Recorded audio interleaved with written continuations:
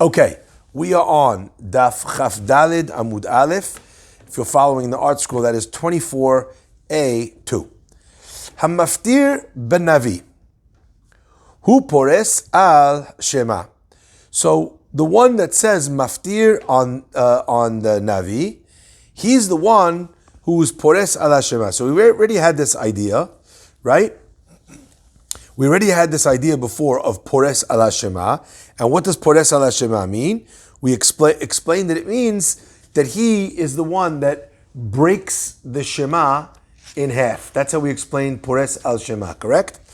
And why is it called divides the Shema? It means that he says the first beracha. V'hu over lifnei hateva, and he's the one who becomes the chazan. V'hu noseh et kapav, and he's the one who is if he's a kohen, he does birkat kohanim. Now, it's just important to understand, right? It's important to understand that what we're describing here effectively is that a person who gets that kabod of doing maftir, that person gets all of these kibudim along with it. Okay. Now, what does that mean? Is this a lesson that we learn that the person who you give maftir is the chazan usually? So that's one of the questions that the commentators ask is exactly that, because in the order of the tefillah, the person who's going to get the first beracha of Kiryat Shema happens before maftir. So what we're saying, according to Rashi, what we're saying here is, Rashi says, let's take a look. Rashi says inside, Mishiragil lahaftir. So it's not just the guy who happens to get maftir that week, but the person who normally gets maftir, ben Avi, tiknu chachamim sheyeh pores al Shema. They decided that he should be the one that does the first beracha of the Shema. Okay.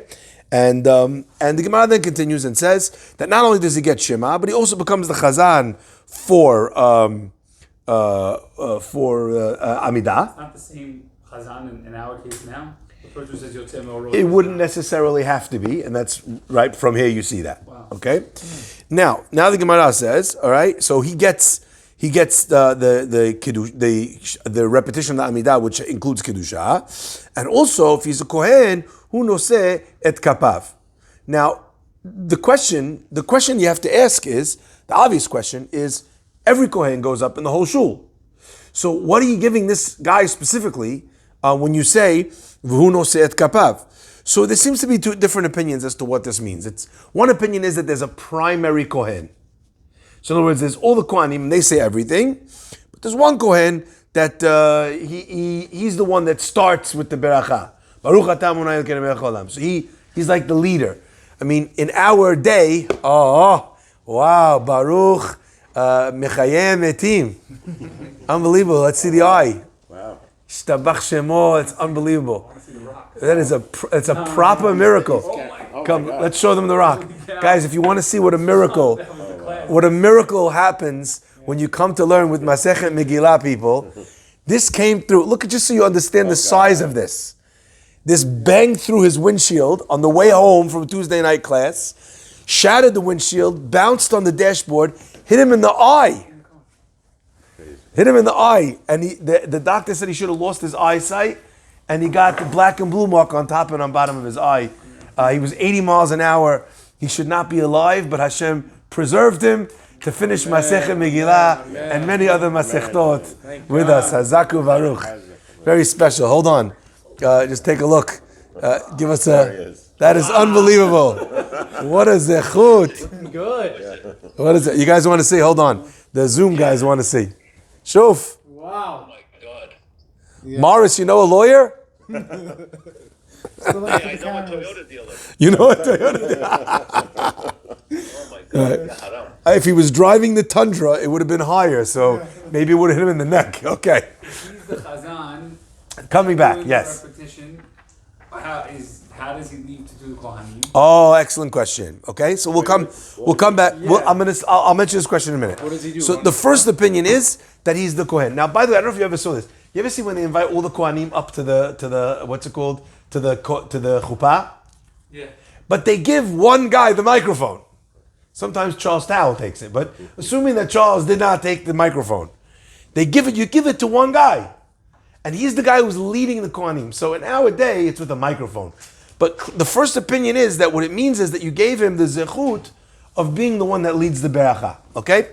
The second opinion is that in a scenario when, that in a scenario where there's a minyan only of Kohanim, so if there's a minyan only of Kohanim, some people have to be the ones that are receiving the beracha.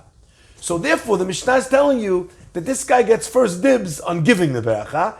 He doesn't get shafted and become one of the receivers. By the way, you have no idea the feeling when they make you sit at the bet as part of the bet din for hatarat nedarim, right? Everyone feels like, oh no, oh no, oh no. But meanwhile, it's a big zechut because you enabled everyone to do the mitzvah of hatarat nedarim. Okay, so let's continue.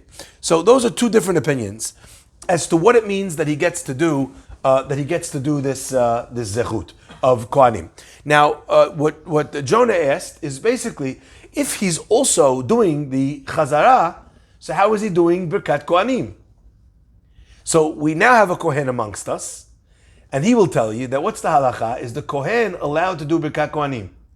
If he's the chazan. Technically, yes, so long as he's not going to lose his place when he comes out. Excellent. So there's no halacha that he can't do Kohanim. It's just that we're worried that most people, if they're in the middle of hazaning, and then they go to Birkat Kohanim, they're going to lose exactly where they're placed, what they say, interrupting. So therefore, the chazan just stays quiet.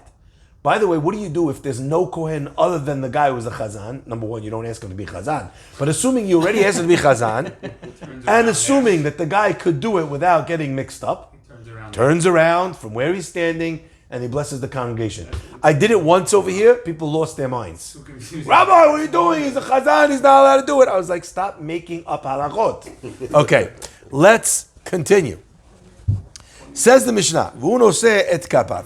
V'im haya katan, what if he's a katan? Aviv or rabo ovrin al yado. So if he's a katan, so he's less than the age of bar mitzvah, so then either his father or his rabbi they stand in instead al yado instead of him. So what are we actually referring to over here? Yeah. What does it mean if he's a katan? It means if he's a katan, if the one who got the maftir, because we already explained that a katan can get maftir. Remember when we talked about a woman or a katan, and then the Mishnah continued and said that we don't do it with a woman, but because of kavod tzibur, but a katan can do it. And we just explained that it's only in a scenario where there's a 7 aliyot on Shabbat, etc. So now you gave the kid maftir. So do we say all of these things?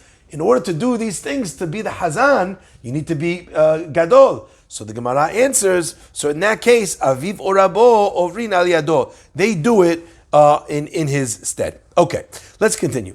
Katan koreh b'Torah umitargem. A katan is allowed to read in the Torah umitargem and also do the translation.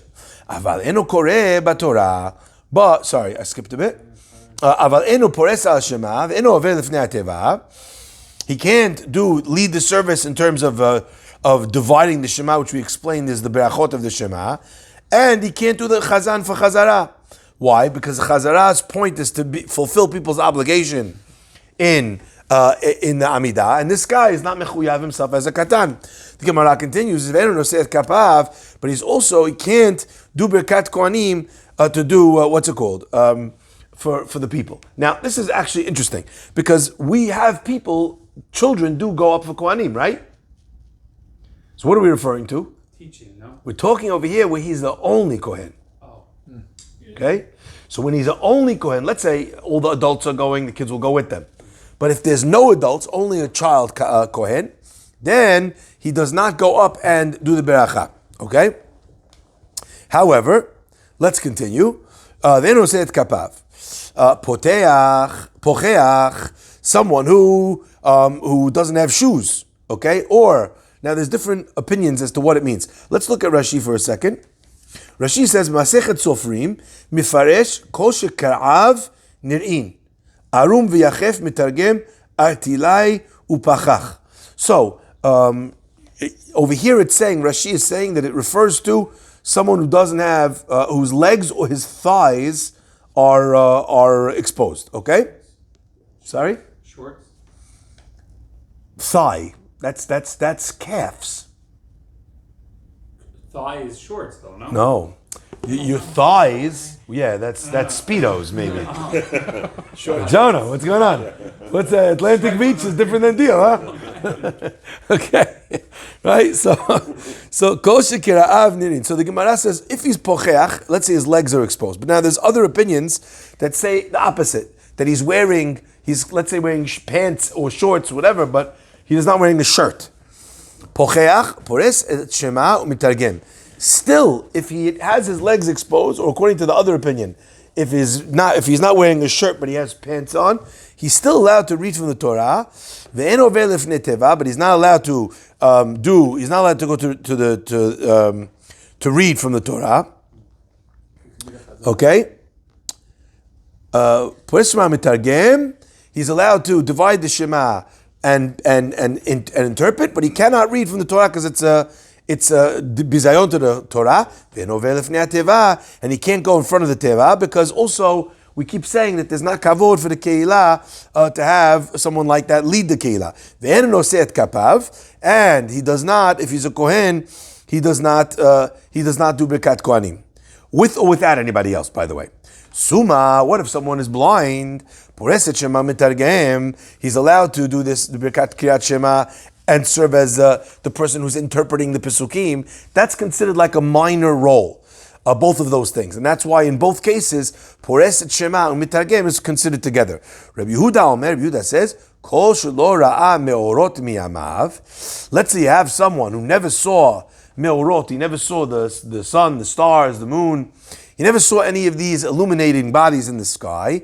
Eno pores al Shema. Why? Because what's the beracha of Kriyat Shema? Right? Yotzer or borei choshech. So how is a sumah going to say that beracha if he never saw meorot in his life? That's blind from birth. Right, blind from birth. However, if he's a sumah after a time, so what's it called? A rock hit his car and he was not so lucky. Right? What about that guy? 2 rocks. He was very unlucky. 2 rocks hit his car, and the guy, let's say, but he grew up being able to see. Then the halacha would be he's allowed to make the beracha according to Rabbi Yehuda, and he would be pores et shema umitargem. Now the Gemara is now going to explain each and every part of what we just saw in the Mishnah. My ta'ama, this idea that when you give the maftir to someone, and as Rashi explained, it doesn't mean that the guy got maftir one time, or he bought maftir at an auction in the shul. It means that Rashi says the one that gets maftir on the regular. The Gemara says, just because, what does the maftir have to do with all those other things? Papa says, Mishum kavod. We give him kavod. Since the guy reads, he has to prepare the haftarah, okay? And this is very interesting. We'll see exactly why we specifically giving more kavod to the guy who's preparing the haftarah. The answer is because haftarah is less of a kavod than reading in the Torah. So this guy who went through the effort of preparing the haftarah and for the kehillah to be able to be yotzeh, and he got a lesser honor, so what are we going to do? We're going to make it up to him by giving him all these other things. Rabba Basimi Amar, no, Mishum de'atel insuye. Because if the guy, if we did not give it to him, then he would, He would start fighting with the guy who did the tefillot. Why? Since the maftir guy didn't get paid, and the guy who's leading the services does get paid in generally, so therefore he's going to feel upset that guy got and I didn't get, so what's going on? So here, what we do is instead, we give the guy both, so that there's either no discrepancy or they pay him. Either way, you solve the problem, right? You got that? Either they're going to pay him because they pay the guy who leads the service, and he led the service, or because they're not going to pay either of them. And now there's no problem because nobody got. And he's not worried about kin'ah, about jealousy. The Gemara asks, "My binayu, what's the difference? Iki binayu da'avid bichinam." What's the difference? The difference between these two opinions is if the first person he never gets paid. Let's say the first guy, very independently wealthy, he just happens to like praying. So he does it as a freebie for the shul. According to the first opinion, you would still give the guy, the maftir, all those pieces. So he would have kavod because he prepared the maftir, and he did not get the kavod of an aliyah to the Torah. However, according to the second opinion, where we're worried about him having a fight with the guy who prayed, if the guy publicly we know is not getting paid, so you've eliminated the problem of the other guy being upset about it. So in such a case, we would not have to give the tefillah, poresa Hashema, over lifnei ateva, noset kapav. We would not need to give any of these honors to the person that got the maftir. So here you're seeing an example where the two different reasons are not just two random reasons, but it actually makes a difference in the practical sense. The Gemara asks, Tanan, the Mishnah says, if he was a katan, then either the father or the rabbi go instead of him, right? Because he can't do them, as we said, he can't be motzi the people. If the reason is because otherwise they're going to argue, katan, bar nitzuyehu, yeah?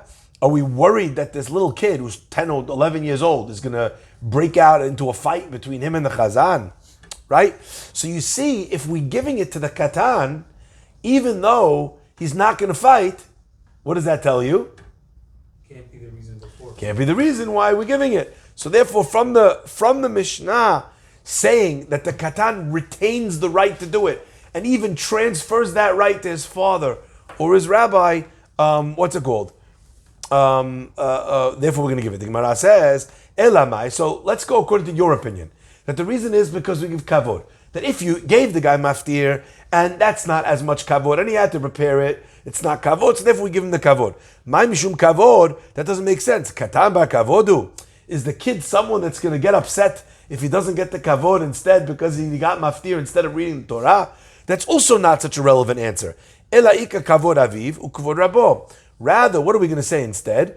We're worried about the kabod of his father or his rabbi, and therefore, in order to appease them, we gave them kabod.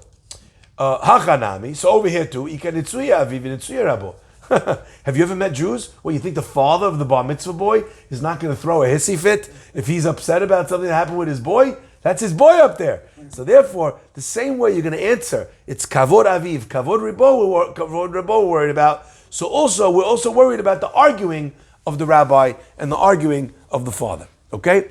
I just thought a little bit interesting. Kavod makes sense, father or rabbi.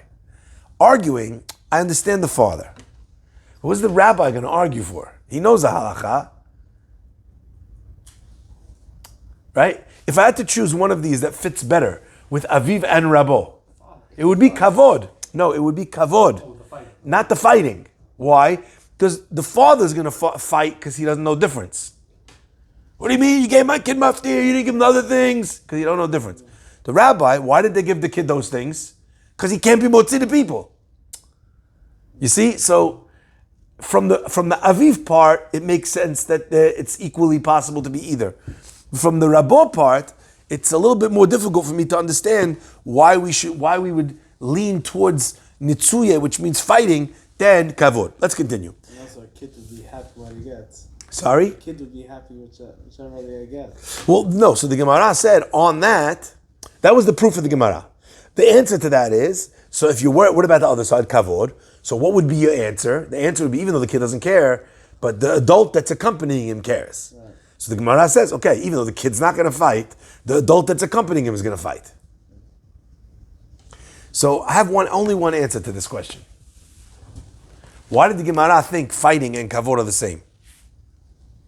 The answer is the rabbi is not going to fight because he's upset that the kid doesn't get it. The rabbi is going to fight because he knows that the kid needs to see him fight for him. That's my answer. So the rabbi is not fighting because he doesn't think it's right. The rabbi is fighting because if the kid sees this and he doesn't see that his rabbi stepped up to the plate for him, then the kid's not going to be happy with his rabbi, and he won't feel secure and capable of receiving from his rabbi. That's my hadush, so it might not be true. Let's continue. The Mishnah says as follows: someone whose legs are not covered, or according to the reef that his top is not covered. Halakha is the Mishnah says he's able to read the berachot of Shema, and he's able to be mitargem. to translate the Pesukim. That's like a minor role, and you're able to do that even in a compromised, your dress challenged state. The Gemara says, Ba mine ula bar Rav me'abaya. Sorry? So it's like a shul, it's a summer shul. Summer shuls are always a little bit challenging, yeah. Ba mine ula bar Rav me'abaya. Ula, the son of Rav, asked from Abaya, Katan pocheach, ma'osh yikra Torah. Let's say you have a katan, and his legs are uncovered. So it's not as much of an exposure when you have a kid who's wearing short pants. Even again, besides for a very brief moment in dubious fashion history, yet you do not find adults wearing like a suit jacket with short pants. I mean, it happened for like a little bit. It happened. It was a very, very bad time in men's fashion, right? But what's it called? But generally, that's not something that goes on.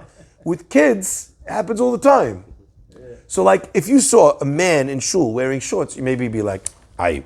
If you saw the guy's kid, 5 years old in shorts, bothers you in the shul?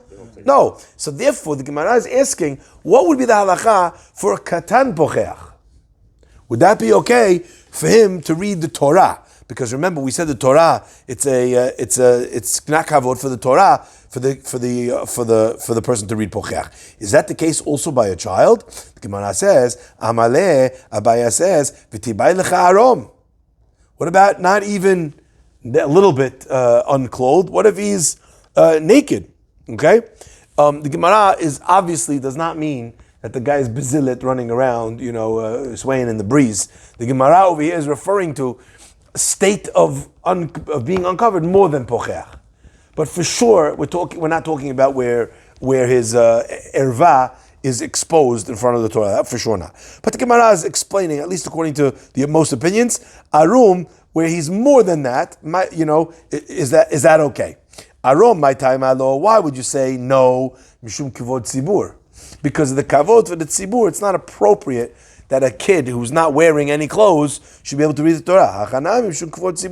So too over here, even though it's only partially exposed, just his thighs, right? Basically, like he's wearing underwear. Okay, that's also not kavod for the tzibur for him to be able to read the Torah.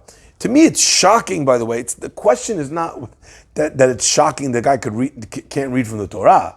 To me, what's shocking is that we allowed him to do anything.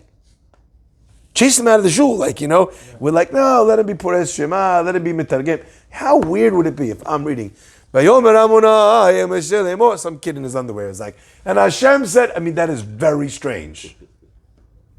Right? It's inappropriate. It's inappropriate. But again, the Mishnah is saying that's mutar. Not only for a katan, for an adult. But if it's mutar, would you allow it to happen? Just because it's mutar. It says over here that he's allowed to do it. Would I take advantage of the fact that he's allowed to do it and have a slip and slide installed, around the bima, so that people can come in their bathing suits? For sure not. It sounds like the Gemara is saying no. No. It sounds like the Gemara is saying no, but at least it must have been more commonplace for the Gemara and the Mishnah to even entertain it. Right. Okay? Says the Gemara as follows. The Gemara continues. Suma pores al shema. Okay? Suma, someone who's blind, is able to say the be'achot of the Kriyat Shema, and he's able to be mitargem. But we had the second opinion that Rabbi Yehuda in the Mishnah says he has to at least have had the ability to once see the me'orot, because otherwise he can't make that beracha. Says the Gemara, Tanya, the Braita says as follows. Amru la Rabbi Yehuda, they said to Rabbi Yehuda, Harbe tzafu lidrosh b'merkava velo ra'u otam yamehem. What do you mean? Many people, right, they learned about the Merkava. What's the Merkava? The Merkava is the inner workings of the Shekhinah, of the Malachim, of the Kisei HaKavod, right? And all of these people who taught and learned about the Merkava, were they ever able to see in their life, physically with their eyes, the Kisei HaKavod, all these holy things? They weren't, okay? So if they were able to speak about something that they never saw, why can't a Sumah speak about something that he never saw? Yeah? The Gemara says Rabbi Yehuda. So how did Rabbi Yehuda, disagree? Rabbi Yehuda has a braita that kind of, again, he's not worried about the braita because he's a Tana himself. So it's not like the braita knocks him out, okay? But still, does the braita fit with him? Rabbi Yehuda, Hatam, over there, when we're talking about the Merkava, Be'avneta de liba talia milta. There, what we're talking about is something that you cannot see. It's not something that is generally seen. Rather, it's avnata de liba. It's the heart understanding, and that's what it's depending on. This guy, he figured it out. He learned everything there is to know, and now he knows. He knows what it means in his heart. In other words, the max he could do, he did. So therefore, it makes sense that he should be able to expound and be doresh and learn about the Merkava. Hacha, over here, mishum hanahu. Over here, it's not about understanding light and the what's it called? The luminaries, the sun, the moon, etc. It's about receiving the benefit from those things, and then you're making a beracha and saying, thank you Hashem that you created this thing that I enjoy so much. Right? But this guy was a suma, he never saw it. Let le'ana'ah. But since he was blind from the beginning, right? He never benefited from it, bichlal. So therefore, how can he say the beracha? Let's just finish and we'll come back. I want to just finish this piece. V'rabanan it le'ana'ah ki Rabbi Yossi. So, what about the Chachamim? Okay? The Chachamim say that you're allowed to make the beracha. But we just explained that it's a blessing based on hana, which means that you're enjoying it. If you never saw it, how could you make the blessing according to the Chachamim that argue on Rabbi Yehuda? The Gemara answers, "Tanya, I'm Rabbi Yossi. Kol yamayiti mitztayel mikrazo." My whole life I was bothered on this pasuk. Ve'ayita mimashesh b'tzaorayim kasher yimashesh ha'iveh ba'afela. You will feel around in the afternoon like a blind person feels around in the dark. V'chima ichpet le'iver ben afela le'ora.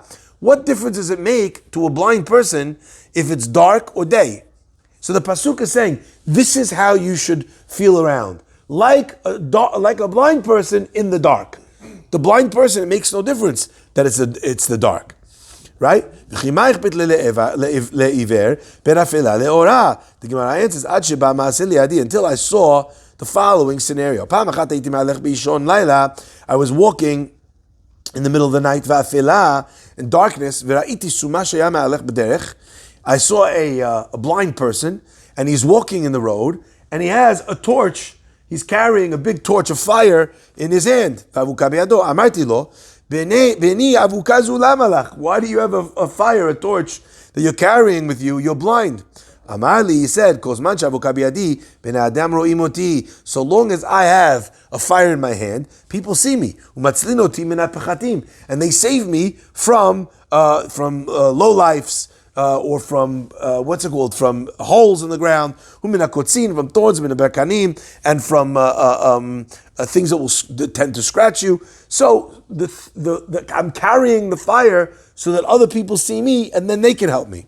So therefore, Rabbi Yossi explains that that's why it says that you're going to feel around like a blind person in the dark, because not only can he help himself, no one else can help him either. Okay? So too, how does a blind person experience benefit from the light, according to Chachamim? Because in the daytime, other people see that he's blind and they help him. So that's what he means when he says the beracha of Yotzer Or or Yotzer HaMeorot. Okay, is that clear? Now, there's one other thing, which the sun has two purposes. One is light and one is warmth. Yeah, if there was no sun, the Suma, he would be not only blind, he would be dead, because he would have died of starvation. The planet would have frozen over. So there's many different ways of understanding the Hana'ah that the Suma receives from the sun, even without dipping into someone else's lane, the lane of the people who give sight. However, the Gemara does not doesn't go that way. And I think maybe the reason is because the beracha of Yotzer Or Borei Choshech doesn't say Yotzer Shemesh, it says Yotzer Or, light. So it's referring to light, but not heat. And if you think it's the same thing, have you ever looked out on one of those perfectly sunny, bitter cold days? Right? The sun is blinding, and it's freezing cold. So you could have light without heat. So maybe that would say that's the answer, that perhaps is the answer to this question as to why the Gemara chooses to express the hana'ah of light to a blind person in the terms of the fact that other people can help. However, halacha lema'aseh, let's say you have someone who's blind. Does he say in the morning, does he say pokeach ivrim? What? No. Chachamim explain, the Chamuvadia says, he does say pokeach ivrim. Opens up the eyes of the blind, even though he's blind. Why? The Gemara, and they answer from this Gemara. Because thank God that there's people who have sight, because all the people who help me are people who have sight. So therefore, halacha lema'aseh, a person who is blind can make the beracha of pokeach ivrim. Okay, just trying to think if we're able to get into this Mishnah. Okay, we'll just do the Mishnah because we're not gonna have time to get all the way to the Gemara, and the whole part of this Gemara is defining this. Let's just do the Mishnah. Kohen sheyesh bi'adav mumin, a kohen that has in his hands he has a mum. Lo yisa et kapav.